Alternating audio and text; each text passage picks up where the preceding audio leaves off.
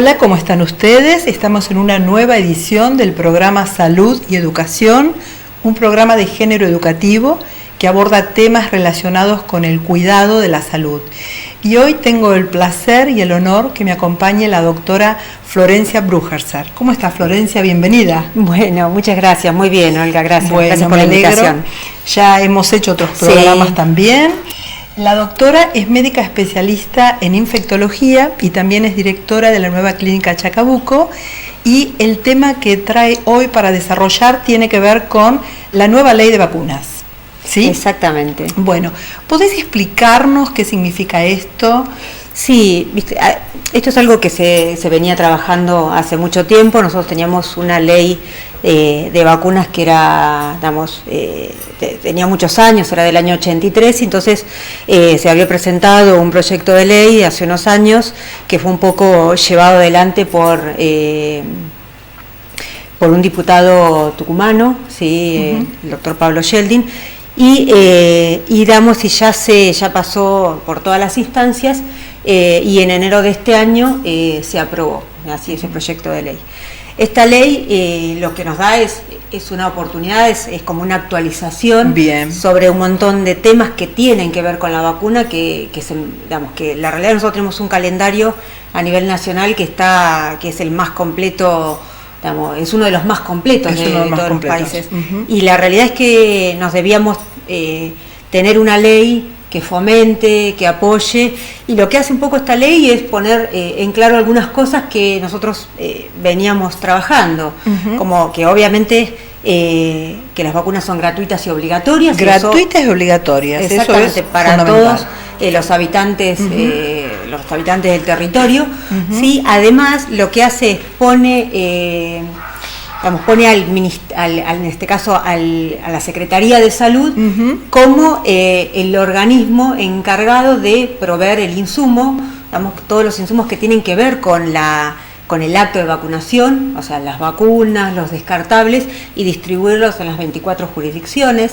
También lo que hace un poco es el espíritu de la ley es fomentar la vacunación, con lo cual pone algunas cosas que tienen que ver también con el pasaje de la vacuna del niño a la familia, es decir, que hay vacunas para todas las etapas de la vida. Entonces, algunas de las cosas que hace esta ley es poner, por ejemplo, la obligatoriedad de algunas vacunas para el personal de salud y personal de laboratorio, que nosotros ya teníamos una ley de trabajo que, por ejemplo, ponía obligatoria la ley a la vacuna contra la hepatitis B del año 93. Otra de las cosas que hace es, por ejemplo, para fomentar la vacunación, es pedir el carnet de vacunación, que el adulto es algo que no está acostumbrado a tener, para realizar determinados trámites. Esto entonces va a ser importante que nosotros presentemos el carnet de vacunación al ingreso a la escuela primaria, secundaria, a las universidades, tanto privadas como públicas, a determinados trámites como renovar el carnet, como el pasaporte. Con el pasaporte, el carnet. Lo que va a hacer es estimular a que la población esté correctamente vacunada. Claro. De ninguna manera el espíritu es bloquear o evitar que se hagan los trámites, sino la idea es que una forma de incentivar la vacunación. Exactamente, es que en todas las instancias uno que no tenga la conciencia de hacerlo, por lo menos lo haga por obligación. Exactamente, y un poco también el espíritu de la ley es la prevalencia de la salud pública sobre la salud individual, o en realidad no, sobre la salud individual, no, sobre ¿cómo se diría?, sobre el derecho particular. Y esto tiene que ver un poco con la negativa quizás a vacunarse de algunas personas, poniendo en riesgo al resto de la población, o incluso la negativa de algunos padres de vacunar a sus hijos, poniéndolo en riesgo a ellos y al resto de la población. Entonces, ya la evidencia científica es muy clara con que las vacunas han sido una de las intervenciones a nivel de salud pública que más vidas han salvado. Más efectivas, por supuesto. Después del agua potable, nadie discute que las vacunas han sido lo que han salvado más vidas. Así que, te quería preguntar, ¿qué pasa con...? A mí me ha tocado, cuando yo ejercía obstetricia, que algunas pacientes embarazadas me decían, yo no me quiero vacunar. Grave problema, ¿no? Sí, tratar de convencerlas y explicarles realmente el beneficio de la vacuna. Además, un acto de responsabilidad, porque una mujer embarazada ya tiene que ejercer ese cuidado por ese hijo que está esperando. Totalmente. ¿Qué va a pasar con esto? ¿Desde qué lado está el respeto a la individualidad de las decisiones o por eso, el cuidado de ese hijo? Por eso un poco el espíritu de esta ley también es poner la prevalencia sobre la salud pública, ¿sí? En estos casos. Entonces, también una de las cosas de las que habla la ley es la importancia de el personal de salud y y los educadores en el caso de tomar conocimiento de la vulnerabilidad de derechos de los niños, ¿sí? Ellos tienen la obligación de informarlos, ¿sí? Entonces, una de estas cosas que se vulneran los derechos, obviamente que los padres nunca quieren el mal para sus hijos, sino lo que tiene que ver es que quizás a veces información es por ignorancia o no estar bien informado. Por eso, entonces, una de las cosas es tratar de dar información a todos, pero que en esos casos particulares uno pueda intervenir, porque muchas veces pasa que se pasa por alto que alguna madre no vacunó a su hijo. Decir, bueno, es la madre que se haga, pero en realidad el que está en riesgo es el niño. Obvio. Es el niño entonces estamos nosotros vulnerando esos derechos. Entonces la idea es poder intervenir en esas situaciones.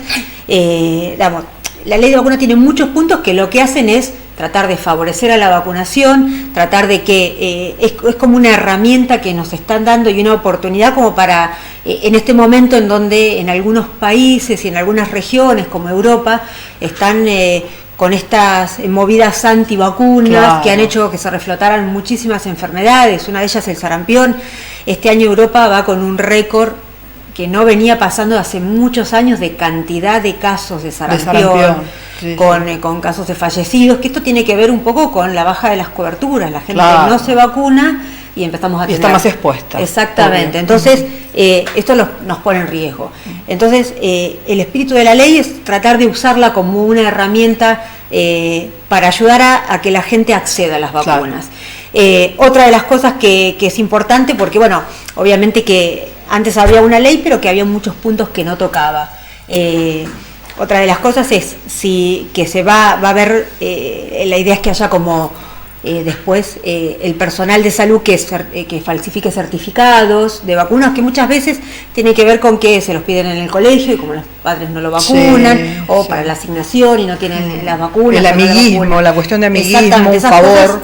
La idea es que, que no pase más.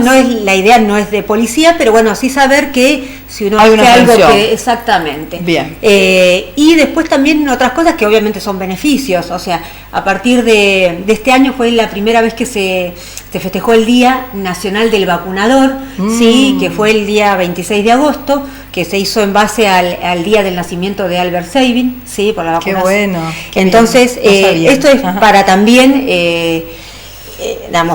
darle más a luz exactamente a estas personas que se encargan de llevarle la vacuna a todos. En algunos lugares del país caminan kilómetros y kilómetros para que la gente se vacune o acceden a lugares que son muy inhóspitos. Acá nosotros, porque bueno, es muy fácil acceder al centro de salud o ir al hospital, pero en otros lugares es algo muy exactamente complicado. Otra de las cosas es que, por ejemplo, si uno se va a vacunar, puede, obviamente previamente hablado con su ¿cómo se llama?, empleador, se puede justificar el día. La ley dice que si uno se va a vacunar como para donar sangre, uno puede justificar el día en su trabajo, ponerlo como algo también importante. También la ley, una de las cosas que pone es que haya espacios a nivel de comunicación que sean para fomentar la vacunación. Entonces, tiene un montón de puntos, es una ley muy extensa, pero que me parece que nos da una oportunidad para poder seguir trabajando y ahondando más en esto que las vacunas, que son muy importantes y que salvan todos los años millones de vidas. Claro, seguro. Bueno, te propongo una pausa y ya en el próximo bloque continuamos con las nuevas vacunas o las nuevas disposiciones en relación a esto. Muy bien. Bueno, y nos vamos con ese paisaje lindo que tenemos de Venecia, que nos ha puesto Mariano acá atrás. En un ratito continuamos. Muchas gracias por acompañarnos.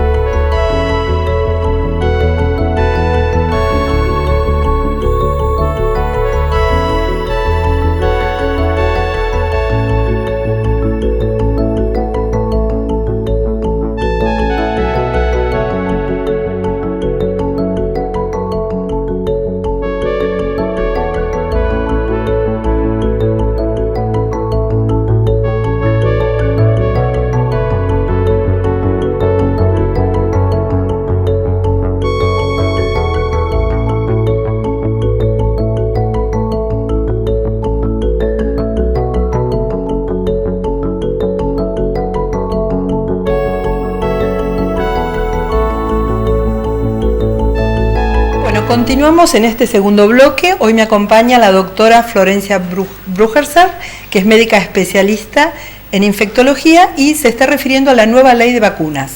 Bueno, ¿qué actualización tenemos en relación a las vacunas? Una de ellas tiene que ver con el HPV, que ahora también es obligatoria para los varones. Exactamente, Ajá. sí, la bueno, vacuna ya desde el año pasado, ¿no es cierto?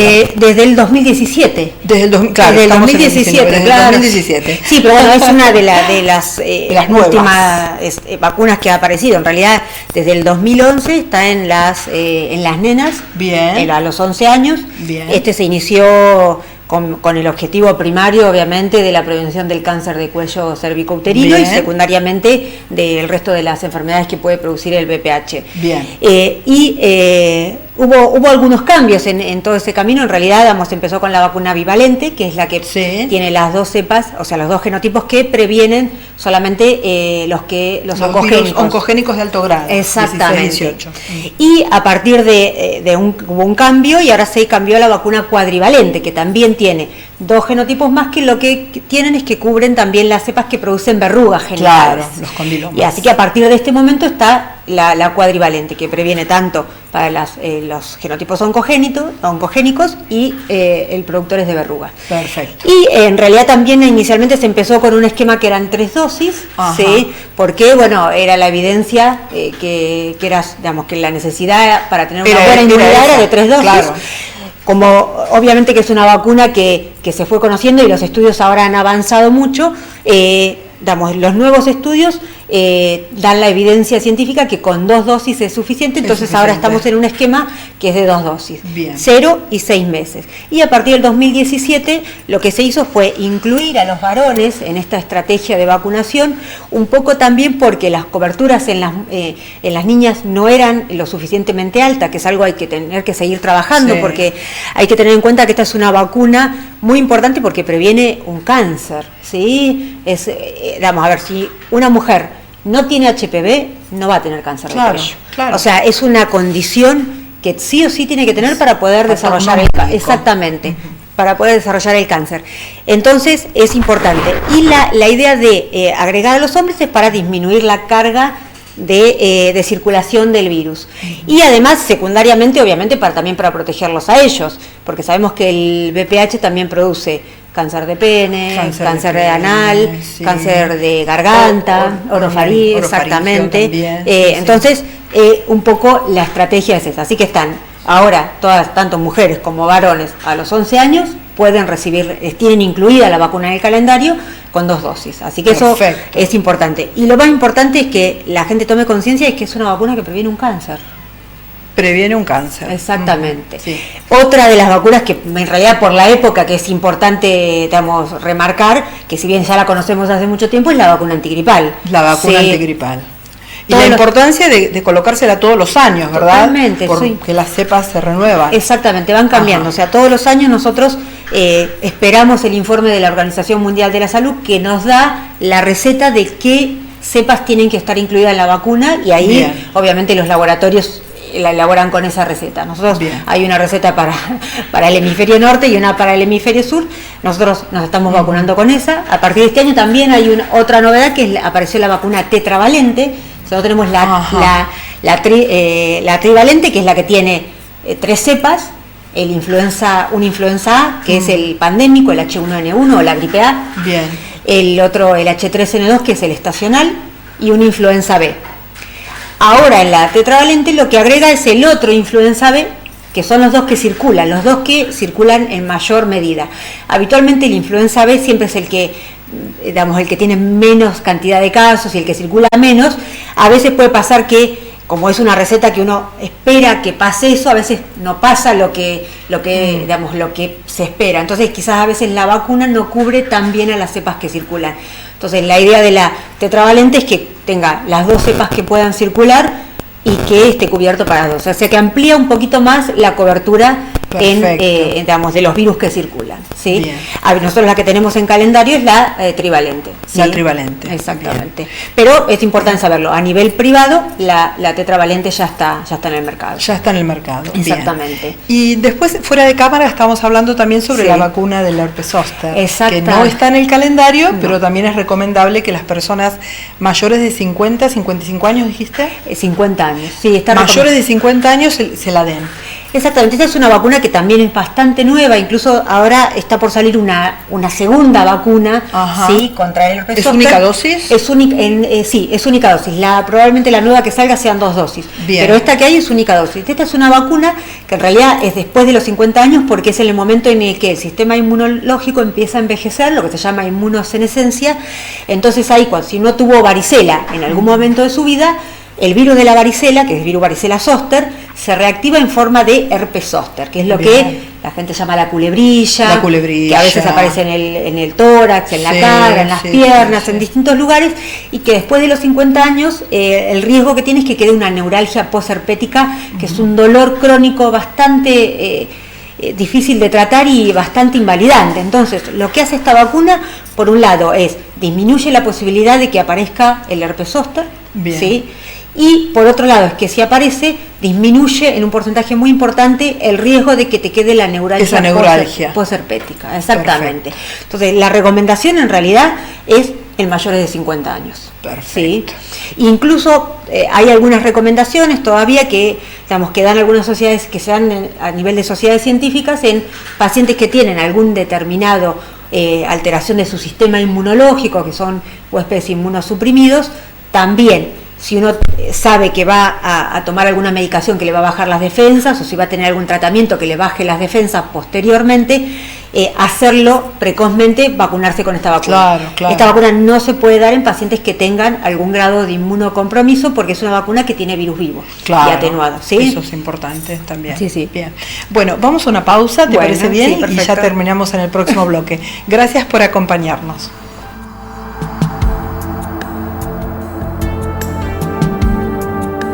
Microcirugías. Atención en oftalmología especializada. Clínica de Ojos Tandil. Avenida Santa Marina 760. Página web www.clinicadeojostandil.com.ar. Email cotandil@spidi.com.ar.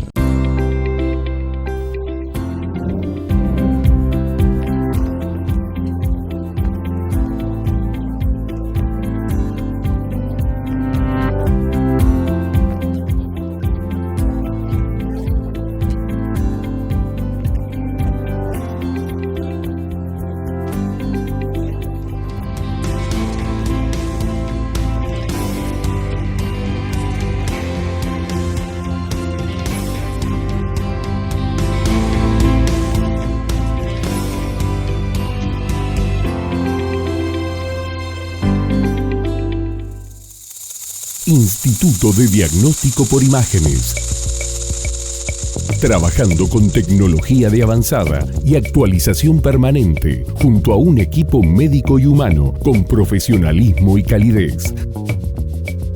Instituto de Diagnóstico por Imágenes, Sarmiento 963, teléfono 0249 442 9294. Bueno, continuamos en este tercer bloque con la doctora Florencia Brujesser. Sí, ¿lo dije bien? Bien, sí, no es fácil. Que se está refiriendo, al nuevo calendario de vacunación en los dos bloques anteriores, y ahora vas a explicar un poquito sobre una jornada que se hizo hoy en el hospital para, relacionado con las infecciones intrahospitalarias, ¿verdad? Exactamente, la forma de prevenirlas, de evitarlas.